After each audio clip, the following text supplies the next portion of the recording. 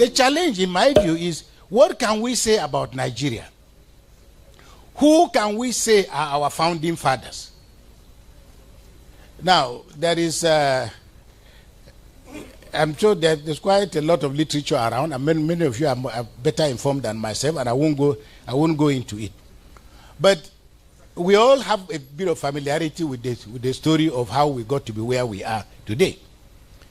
My friend Azu is here.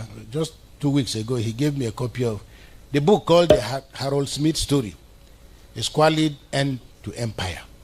It talks about all the shenanigans that are not in the text of what happened when the British left us this place called Nigeria. But there's also not a better book, but a very interesting book titled A Fatherless People. The author, Dele Ogun, to my greatest surprise, sent me a copy, but it talks eloquently about where things began to go wrong for us in Nigeria. And they eloquently makes the point very clearly about what the British did and how they surreptitiously kept Awolowo away, because they realized that Awolowo himself, his problem was that while in the United Kingdom as a student, he had imbibed the philosophy of Fabianism.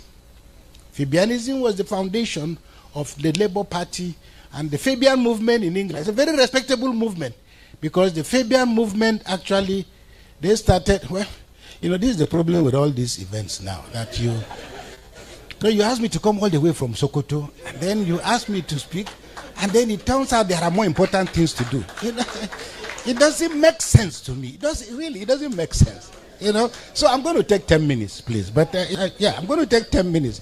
I came all the way from Sokoto. I left work to be here.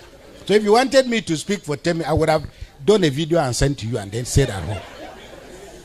Now, the Fabian Society is a very prestigious institution. They were responsible for founding what is now the London School of Economics. And I'm sure there are people here who went to LSE. They founded, Lee Kuan Yew went to LSE, Jawaharlal Nehru went to LSE, and for those of you who are in LSE, LSE has produced 50 former heads of state. It has produced 20 Nobel laureates, but they were founded by the Fabian Society. But because Harold Wilson, who was president then, was a conservative, they were naturally afraid that Awolowo might introduce the radical principles of Fabianism into Nigeria. The result was a deliberate effort to keep him away from circulation. What happened to Nnamdi Azikiwe? Azikiwe comes from the United States of America. Dele Ogun deals with these issues and speaks about the frustration that led him to end up in Ghana.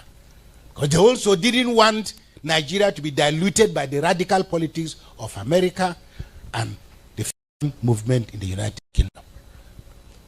So if you bring all this to our situation, it means that we are acting a play we didn't write, but a play that is also full of plots that we're not prepared to deal with. So we now ask ourselves, in our own case, who do we say are our founding fathers?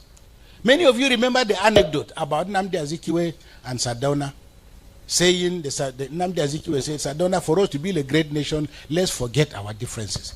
The Sardauna said, no, let's not forget, let us remember them.